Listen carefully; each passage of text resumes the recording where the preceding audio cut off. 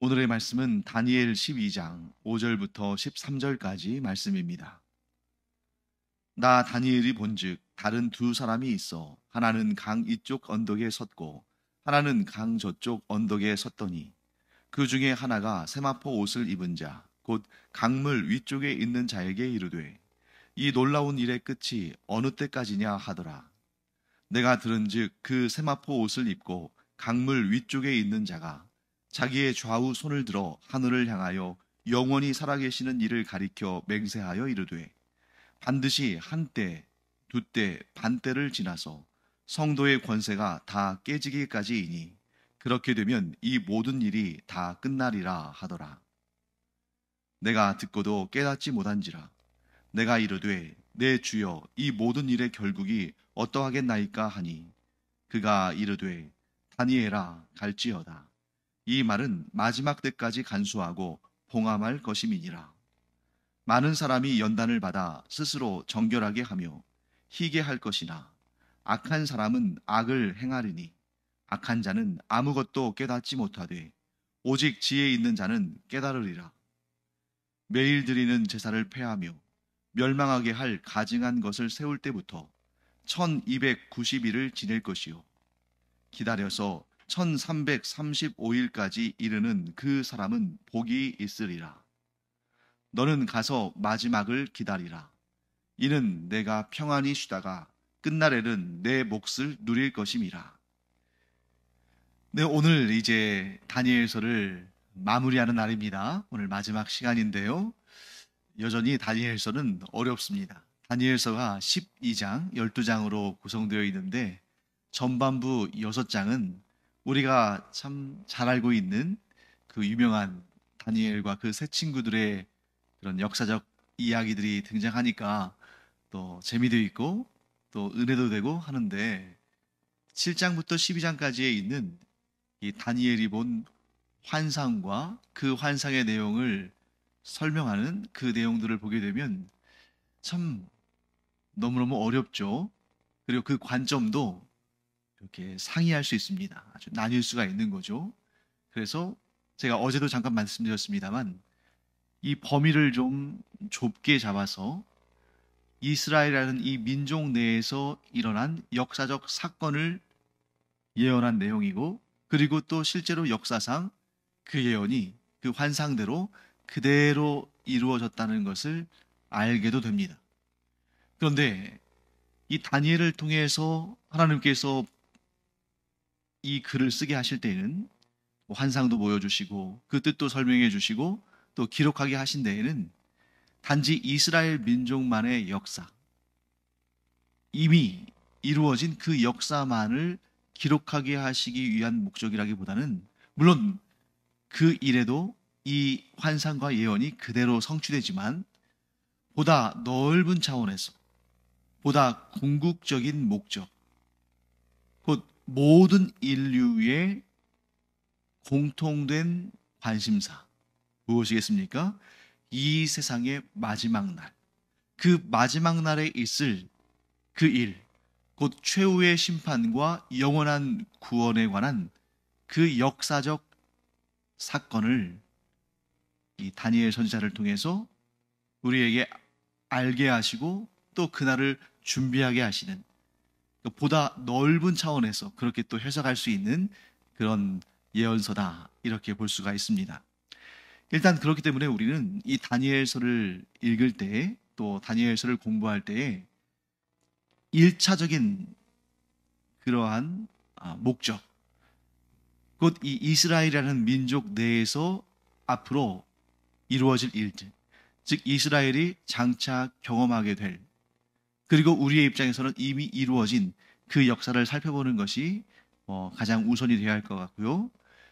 동시에 그 역사 안에서 비추어진 하나님의 변함없으신 역사를 다루시는 방법, 즉 이 하나의 민족 안에서 이루신 하나님의 그 일하심이 결국 온 세상, 모든 인류, 이 온 역사에도 그대로 적용될 수 있는 것을 그대로 적용된다는 것을 우리가 알게 되죠. 왜? 하나님은 신실하신 분이시고 하나님은 동일하신 분이시고 하나님의 성품과 일하심과 하나님의 방식은 항상 같으니까, 그래서 넓은 관점에서 인류의, 나아가 우주의 최후의 날, 심판의 날, 구원의 날, 그날을 우리가 또 미리 또 알아볼 수 있다. 그날에 어떤 일이 일어날지를 우리가 미리 또 짐작해 볼 수 있다. 이 예언을 통해서 이렇게 정리하고 나가겠습니다. 자, 오늘 본문에 보시면 다니엘은 히데겔강, 티그리스 강이죠. 이 히데겔강 양쪽에 있는 그 강변 언덕에 두 사람이 서 있는 것을 보게 됩니다. 각각 한 언덕에 한 명씩, 사람이라고 표현했습니다만 다니엘과 같은 그런 사람이 아니고 사람의 형상과 같은 천사들이죠. 이 천사들이 강의 양쪽에 서 있습니다. 그런데 그 중에 한 천사가 강물 위쪽에 있는, 즉 강물 위에 있는, 아마도 강물 위쪽에 떠 있는 존재겠죠. 세마포 옷을 입은 자에게 뭐라고 질문하냐면, 이 놀라운 일의 끝이 어느 때까지입니까? 라고 질문합니다. 이 두 사람이 사람이 아니라 분명히 천상의 존재, 천사라는 것을 우리가 인지한다면 천사들도 모르고 있는 그 사실을 그 강 위쪽에 있는, 강 위에 있는 그 존재에게 여쭙고 그 존재는 대답을 해줍니다. 거기에서 우리는 이 강물 위쪽에 있는 이 존재, 아마도 강 위에 공중에 떠 있는 그런 존재일 것 같은데요. 그 존재가 일반적인 천사들과는 다른 존재라는 것을 좀 그런 감이 오게 되죠. 그래서 이 존재에 대해서는 둘 중에 하나로 해석할 수가 있습니다. 이 천사들이 이렇게 그에게 질문을 하는 것을 통해 볼 때에 천사들 가운데 우두머리라고 할 수 있는 천사장 미가엘이거나 혹은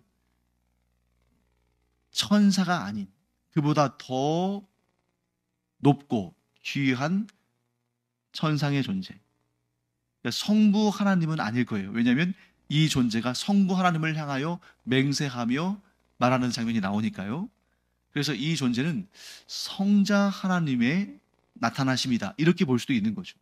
근데 정확히 천사장 미가엘인지 아니면 다른 천사인지 아니면 성자 하나님의 나타나심인지 정확히는 알 수 없습니다만 7절 말씀을 보시면 세마포 옷을 입고 강물 위쪽에 있는 자, 세마포 옷을 입고 있다는 것 자체가 이미 우리가 다니엘서 10장에서 본 세마포 옷을 입고 우바스 금으로 만든 그 금띠를 두른 그 존재에 대해서 이미 봤는데, 그 존재가 지금 동일한 존재라는 것을 어느 정도 우리가 알게 되는 거죠.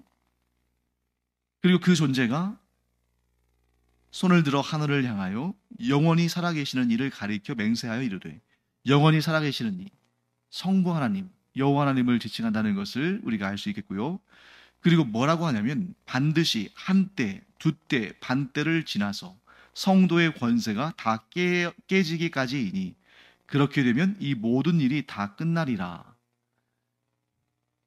천사는 하나님께서 보여주신 환상에 대해서 하나님의 뜻을 받아서 전달하는, 하나님께서 알려주신 대로 설명하는 그런 존재였다면, 여기에서 이 세마포 옷을 입고 성부 하나님을 향해서 맹세하며 또 앞으로 일어날 그 비밀스러운 일에 대해서 한때, 두때, 반때라는 명확한 기한을 두고 말씀하는 것을 통해 볼 때 보통 천사, 그런 천사의 존재는 아닐 것 같다 하는 그런 생각이 들죠. 그래서 성자 하나님의 나타나심이다, 이렇게 볼 수 있는 그러한 가능성이 훨씬 더 크지 않나, 이렇게 생각이 됩니다. 자, 그때 오늘 본문에서 가장 어려우면서 가장 핵심적인 주제는 바로 이 세마포 옷을 입은 존재가 말씀하고 있는 한때, 두때, 반때라는 시간이죠. 이 끔찍한 일, 하나님을 경외하는 자들이 고난을 당하고 핍박을 당하고 하나님을 대적하는 자들이 거세게 일어나서 그들이 마치 하나님과 대적해서 승리할 것처럼 기세등등한 이런 끔찍한 사건. 그래서 하나님께 드리는 제사를 폐하고 멸망에 가증한 것을 성전에 세우는 이런 끔찍한 일이 언제 끝나겠습니까? 하고 물었을 때에 이 세마포 옷을 입은 존재가 한때, 두때, 반때를 지나서 성도의 권세가 다 깨지기까지 이 일은 계속될 것이다. 이제 모든 관심은 이 한때, 두때, 반때가 얼마의 기간을 나타내는가. 이게 지금 궁금한 거죠. 다니엘은 이 말을 듣고도 깨닫지 못했습니다. 우리도 이 말만 듣고는 깨닫기가 너무 힘들죠. 깨달을 수가 없습니다. 그래서 이 세마포를 입은 분께 다니엘이 이 모든 일의 결국이 어떻게 되겠습니까? 하고 묻습니다. 그런데 이 세마포를 입은 분이 대답을 하지 않고 다니엘에게 가라고 말씀하죠. 그리고 이 말을 마지막 때까지 간수하고 봉함하라. 이게 봉해놓고 열지 말라는 거예요. 그러면 이 환상의 말씀, 이 예언의 말씀을 간직하고 봉함하고 열지 말라라는 말씀은 뭘 의미하냐면 더 이상 고쳐지지 않는다. 더 이상 수정되지 않는다. 하나님께서 정하셨기 때문에 이 일은 그 어느 누구도 수정할 수 없고 고칠 수 없기 때문에 그 뜻은 뭡니까? 그대로 이루어진다. 요한계시록을 보면 7인의 심판, 그래서 인을 봉한 인을 열면 하나님께서 뜻하신 그러한 심판들이 하나씩 전개되지 않습니까? 뭘 의미할까요? 인을 찍었다, 도장을 찍었다, 봉했다, 이런 뜻은 하나님께서 그 뜻을 정하셨고 그 누구도 그 뜻을 거스를 수 없다. 곧 하나님께서 결정하신 이 일이 반드시 이루어질 것이다. 그 뜻을 또 설명하는 것입니다. 자, 그렇다면 그 마지막 날에 어떤 일이 일어날 것인가? 10절부터 13절까지 말씀이 굉장히 어려워요. 굉장히 해석하기도 어렵고 또 그렇게 해석했다고 해서 맞았다고 또 주장하기도 어렵습니다. 10절부터 11, 13절까지를 제가 다시 한번 읽어보겠습니다. 많은 사람이 연단을 받아 스스로 정결하게 하며 희게 할 것이나 악한 사람은 악을 행하리니 악한 자는 아무것도 깨닫지 못하되 오직 지혜 있는 자는 깨달으리라. 매일 드리는 제사를 폐하며 멸망하게 할 가증한 것을 세울 때부터 1290일을 지낼 것이요 기다려서 1335일까지 이르는 그 사람은 복이 있으리라. 너는 가서 마지막을 기다리라. 이는 내가 평안히 쉬다가 끝날에는 내 몫을 누릴 것임이라. 너무 어렵죠? 특히 이런 숫자들이 나올 때 이 숫자를 정말 고지곳대로 그 숫자로, 그 날짜로 볼 것인가, 아니면 그것을 어떠한 상징으로 볼 것인가. 상징으로 본다면 또 그 상징을 얼마의 숫자로 또 대입해서 풀어낼 것인가. 이 1290일이 문자 그대로 1290일일까? 아니면 1290년인가? 너무 어려운 거죠. 1290달일 수도 있고 1290주일 수도 있고 1290년일 수도 있고 심지어 그보다 더 긴 기간일 수도 있겠죠. 그러면서 이제 이런 숫자들이 나오면 뭔가 이제 좀 호사가 뭔가 이런 이 궁금한 것을 막 못 참고 자기 마음대로 해석해서 막 이렇게 좀 뭔가 대단한 것을 발견한 것처럼 막 이렇게 떠벌리고 하는 사람들은 특히 이제 이단들 가운데 그런 사람들이 많죠. 우리만 이것을 해석할 수 있다 그러면서 막 이런 숫자들을 일일이 막 어떻게 계산해가지고 그것을 자기들의 교주에게 굉장히 뭐 그 유리하게 또 그 교주들의 그 정당성을 또 나타내고 그런 방식으로 막 풀어내면서 마치 자신들이 이 놀라운 비밀을 아는 유일한 사람들인 것처럼 그렇게 주장하는데, 그렇게 성경에 나오는 상징적인 언어들과 숫자들을 자의적으로 임으로 풀어내고 해석해서 자신들의 입맛에 맞게, 자신들의 목적에 맞게 이렇게 대입해서 주장하는 그런 개인이나 단체가 있다면 절대로 가까이 가서는 안 되고, 아니 빨리 도망쳐야 됩니다.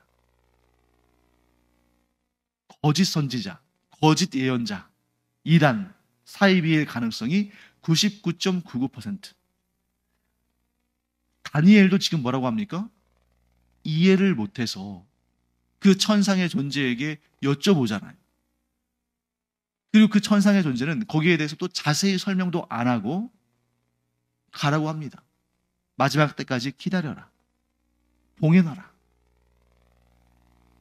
그러니까 베드로 사도의 말처럼 이 성경의 내용들을 사사로이 풀다가 자기 마음대로, 자기의 사적인 그런 생각으로 풀다가 굉장히 큰 무리를 일으킨 사람들이 많았다. 그러니까 그 당시에 1세기의 이 초대교회 당시에도 그렇게 성경의 말씀을 자기 마음대로 풀다가 아주 교회를 혼란스럽게 만들고 위태롭게 만든 그런 사람들이 많이 있었다는 거죠. 오늘날은 얼마나 더 많습니까? 그래서 오히려 신중한 사람일수록 신뢰할 수 있는 사람이에요. 또 이때는 이때다 하고 막 자기가 모든 것을 아는 것처럼 막 매칭을 시키고 계산을 하고 강하게 주장하고 확실하게 말하고, 이런 사람은 피해야 됩니다. 반면에 이렇게 해석이 될 수도 있고 또 이러한 주장도 있고, 그런데 그나마도 그것이 다 맞다고 말할 수가 없고, 주님께서 우리에게 이 일들을 실현하실 때까지 우리는 굉장히 조심스럽게 접근해야 됩니다. 이렇게 표현한다면 아주 신뢰할 만한 성경을 제대로 연구하고 가르치는 그런 분이겠죠. 어쨌든 간에 저처럼 설교를 하고 가르쳐야 되는 입장에서는 이러한 상징적인 어떤 수가 나왔다든지 혹은 어떤 비유적인 내용들이 나왔다든지 했을 때 그것을 또 풀어서 조심스럽지만 또 설명하고 가르쳐야 되는 그런 상황이잖아요. 그러니까 얼마나 이 가르친다는 것이 이 어려운 일이고 조심스러운 일입니까? 그런데 일단 이 일이 지금 현재를 살아가는 우리의 당대에 이미 발생한 과거의 일이 아니라면, 즉 언젠가 장차 미래에 이루어질 일이라면 여기에 나오는 이 숫자들 한때, 두때, 반때, 1290일, 1335일 이런 숫자들을 구체적인 역사적 사건으로 설명하는 것은 불가능하죠. 왜 불가능합니까? 아니, 우리 인간은 미래를 살아보지 않았는데 여기에 나오는 숫자들이 미래의 몇 년도에 어떤 사건으로 어떻게 펼쳐지고 어떻게 이루어질 것이다, 그렇게 말할 수 있는 사람은 없잖아요. 그렇기 때문에 이러한 숫자나 이러한 환상의 사건들이 훗날 미래에 이루어질 일들이라면 우리는 함부로 해석해서는 안 됩니다. 내 마음대로 주장해서도 안 돼요. 그런데 우리가 해석할 수 있는 것은 여기에 나와 있는 숫자나 환상의 내용들이 이미 역사 가운데 이루어진 일이라면, 주로 이스라엘의 역사와 관련돼서 이루어지겠죠. 왜? 이 글들은 1차적으로 이스라엘 사람들에게 주어진 글이니까요. 그렇다면 조심스럽지만 이 예언의 말씀들이 실제로 이스라엘의 역사 혹은 세계 역사에서 어떻게 성취되었는지를 우리가 짐작할 수는 있죠. 확정할 수는 없지만 알아갈 수는 있습니다. 그래서 저는 이렇게 생각합니다. 뭐 다른 분들은 이렇게 생각하지 않을 수도 있어요. 근데 저 개인적으로는 지금 이 다니엘서의 이 마지막 환상이 이스라엘 역사상 가장 끔찍했던 이방 군주인 셀레우코스의 안티오코스 4세와 관련된 일이라면, 왜냐하면 여기 나오는 이 내용들이 너무나 그 안티오코스 4세가 행한 일과 일치하잖아요. 뭐 예를 들면 멸망에 가증한 것을 세웠다, 성전에 제우스를 위한 번제단을 세우는 것, 뭐 일치하죠. 또 하나님의 법을 금지하고 심지어 할례까지 금지했던 이 안티오코스의 악행이 역사에 기록되어 있으니까요. 그게 맞다면 곧 이 다니엘서의 마지막 환상이 셀레우코스의 지금 이 셀레우코스라는 이스라엘을 괴롭히는 이 나라의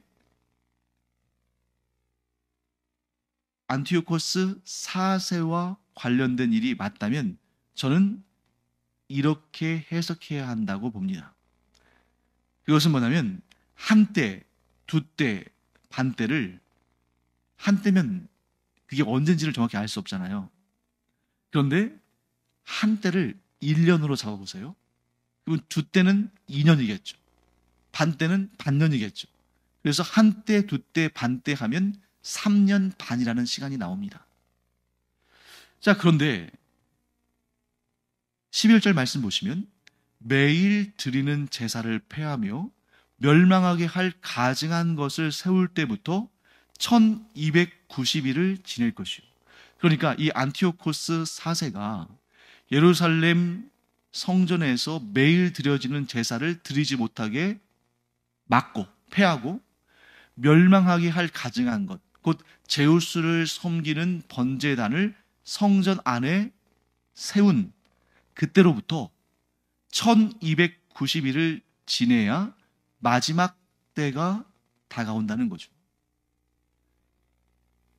구체적인 역사를 한번 살펴보겠습니다. 이 셀레우코스의 안티오코스 4세가 매일 드리는 제사를 폐하고 멸망하게 할 가증한 것, 곧 제우스의 번제단을 성전에 세운 때는 주전 167년경입니다.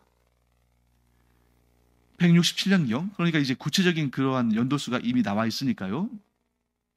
그리고 마카비 혁명이 일어나서 이런 악한 안티오코스와 셀레우코스라는 나라의 세력을 몰아내는 것이 대략 주전 164년경의 일이에요. 그러니까 167년에서 164년이면 3년인데 그게 정확히 같은 날짜이면 3년이지만 날짜가 다를 수 있잖아요. 그러다 보면 3년에서 4년 사이인 거예요. 167, 166, 165, 164 이래서 만 3년에서 만 4년 사이쯤, 그러니까 대략 3년 반 정도 되잖아요. 그러니까 한때, 두때, 반때가 지나야 회복된다. 이 끔찍한 일이 매일 드리는 제사를 폐하고 멸망에 가증한 것이 세워진 때로부터 1290일이 지나야 그 끝이 온다. 그런데 여러분, 한때, 두때, 반때, 즉 3년 반은 날짜로 따지면 대략 1278일이거든요. 한때, 두때, 반때가 날짜로 따지면 그것이 한때가 1년, 두때가 2년, 반때가 반년이라면 대략 1278년입니다. 1278일이에요. 1278일인데 오늘 본문에 11절 말씀 보시면 매일 드리는 제사를 폐하며 멸망하게 할 가증한 것을 세울 때부터 1290일. 한때, 두때, 반때는 1278일. 그리고 11절에서는 1290일. 불과 12일 정도밖에 차이가 안 나잖아요. 그러니까 거의 같은 거라고 봐야 되겠죠. 그래서 이 사건은 셀레우코스의 안티오코스 4세가 매일 드리는 제사를 폐하고 멸망에 가증한 것, 곧 제우스의 번제단을 성전에 세우고 율법을 지키지 못하게 하고 할례도 받지 못하게 하고 하나님의 거룩한 성전을 더럽혔던 그때로부터 약 3년 반 후에 어떤 일이 일어날 것을 말씀하고 있는 겁니다. 그 어떤 일이 뭘까요? 마카비 혁명의 성공으로 말미암아 이 안티오코스와 이 셀레우코스 왕국의 세력을 몰아내고 독립을 이루고 성전을 정화한 사건이 있는 때인 거예요. 주전 164년. 그 기간이 그 매일 드리는 제사를 패하고 멸망에 가증한 것을 세운 다음에 3년 반이 지나서 회복되는. 그러니까 그 사이에 얼마나 치열한 싸움과 저항과 폭력과 거친 몸싸움과 희생자와 이런 일들이 얼마나 많이 발생했겠어요. 그런데 여러분, 여기서 또 하나 우리에게 의문이 되는 내용이 있습니다. 뭐 한때, 두때, 반때가 3년 반을 의미한다면 그것이 대략적으로 1290일과 일치하는 것 같아요. 11절 말씀에 보면 1290일을 지낸다 그랬으니까 이게 대략 한때, 두때, 반때, 즉 3년 반을 의미하는 거라고 볼 수 있습니다. 그런데 12절 말씀을 보세요. 기다려서 1335일에 이르는 그 사람은 복이 있으리라. 자, 매일 드리는 제사를 폐하며 멸망하게 할 가증한 것을 세울 때부터 1290일이 지나서 이제 그 마지막 때가 오고 회복되는 날이 오고 승리하는 날이 올 텐데, 그런데 거기서 끝났으면 좋겠는데 그 다음에 12절에 가서는 기다려서 1335일에 이르는 그 사람은 복이 있다. 이게 무슨 뜻일까? 그래서 1335일을 기다린 자가 복이 있다면 1290일을 기다린 사람은 복이 없다는 것인가? 그는 어떻게 되는 것인가? 자, 일단 1335일에서 1290일을 빼면 이 두 날짜 사이에는 45일의 간격이 있습니다. 1290일과 1335일 사이에는 45일의 간격이 있어요. 그 두 날짜의 차이는 뭘까? 사실 여러분, 3년 반, 즉 한때, 두때, 반때에서 3년 반이라고 하면 그게 1290일이나 1335일이나 45일 차면 뭐 거기서 거기잖아요. 그런데 이 두 숫자의 차이는 무엇일까? 저는 이렇게 해석합니다. 잘 참았어요. 안티오코스 4세의 그 경건한 자들을 괴롭히고 하나님을 비방하고 하나님의 성전을 더럽힌 그 세월 동안에, 그래서 때로는 회유하고 때로는 막 겁을 주면서 사람을 죽이기도 하고 또 돈으로 매수하기도 하고, 그러면서 그 하나님을 향한 신앙을 지키지 못하도록 그렇게 방해하고 그렇게 교활한 꾀를 냈는데도 잘 견뎠습니다. 믿음을 지켰어요. 그런데 마지막 때가 가까울수록 더 교활하고 더 폭력적이고 더 악하게 몰아붙인다는 거죠. 이게 바로 사탄과 불의한 자들의 특징 아닙니까? 즉 마지막 날이 가까울수록 더 극성인 거예요. 더 강하게 공격하고 더 교활하게 매수하고 시험하고 더 혼란스럽게 하고, 그래서 그 45일 1290일에서 1335일까지 그 마지막 막판의 45일 동안 이때 끝까지 믿음을 지키고 끝까지 싸워서 이기면 좋은데, 그 지금까지 1290일 동안 잘 견디다가 그 마지막 순간에 그만 넘어져 버리는, 얼마나 안타까운 일이에요. 그런데 그 마지막 이 악한 세력이 총공격을 다할 때 모든 힘과 모든 교활함을 총동원해서 마지막 공세를 할 때, 그때에도 끝까지 참고 견디고 인내하면서 믿음을 지킨 자는 복 있는 사람이다. 저는 이런 해석을 하게 됩니다. 이스라엘 역사 가운데도 실제로 그런 일들이 발생했죠. 그런데 이를 보다 넓은 전 인류적인 차원으로 확장해서 본다면 모든 사람은 각자의 신앙의 여정을 걷고 또 모든 인류는 공동의 마지막 최후의 날을 경험합니다. 즉 개인에게도 종말이 있고 온 인류에게도 종말이 있어요. 온 인류의 종말은 예수 그리스도의 재림의 날이라면 개인의 종말은 각자의 인생의 마지막 그 순간이겠죠. 그런데 평생을 하나님을 섬기며 신앙생활 잘 하고 왔는데 마지막 그 순간을 견디지 못하고 신앙을 저버리고 하나님을 섬기지 않은 채로 하나님을 부인하고서 인생을 마감한다면 얼마나 안타까운 일입니까? 또한 주님 재림하시는 그 날이 가까울수록 이 악한 세상의 영들, 곧 사탄과 마귀들과 이 세상에 속한 세상의 영들이 얼마나 더 극렬하게 저항하면서 하나님을 섬기는 자들을 하나님의 품에서 떼어놓아서 자기의 소유를 만들려고 얼마나 발악을 하겠어요. 마지막 때가 점점 다가오고 있지 않습니까? 주님께서 언제 오실지는 정확히 알지 못하지만 시간이 지나면 지날수록 그날이 가까워오는 거죠. 그날이 가까울수록 어떻습니까? 악한 영들이, 사탄과 마귀들이, 이 악한 세상의 영들이 우리를 하나님의 품에서 빼앗으려고 얼마나 발악을 하겠어요. 그때 우리가 지금까지 잘 참고 견뎌왔는데 그 악한 사탄의 총 공격에 넘어져 버리고 쓰러져 버리고 패배하고 우리의 믿음을 놓아버린다면 얼마나 안타까운 일인가. 그러나 끝까지 참고 인내하고 견디며 믿음을 지켜낸 자는 복이 있다. 이렇게 말씀하시는 것입니다. 그리고 오늘 본문의 마지막 구절, 곧 다니엘서의 마지막 구절은 이렇게 마무리가 되죠. 이 천상의 존재가 다니엘에게 이렇게 말합니다. 13절, 너는 가서 마지막을 기다리라. 이는 내가 평안히 쉬다가 끝날에는 내 몫을 누릴 것임이라. 마지막을 기다린다. 방금 전에 말씀드렸어요. 개인적으로는 자기 사람, 자기의 생명, 자기 개인의 생명이 끊어지는 개인의 종말.